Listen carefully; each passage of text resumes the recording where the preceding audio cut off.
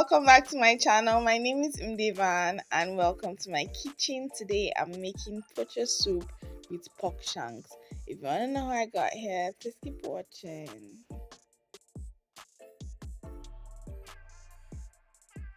I'm sure you've hit the subscribe button, so we'll move on with the recipe. You want to wash your cut of meat. Today I'm using pork shanks. And into that, we're going to add seasoning. Season to your choice, and once that boils down and you're sure that your meat is very soft, you can now add your pepper mix with onions. I'm using smoked seasoning in it because I didn't marinate the meat and I wanted to like pack a lot of flavor. And then of course nune and by breakdown of seasonings always in the description box. You guys know I've made like at least 10 pocho recipes by now.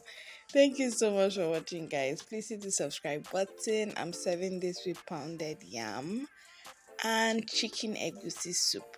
Both recipes, in fact, all three recipes are on the channel. Thank you for watching. Please hit the subscribe button. Mwah.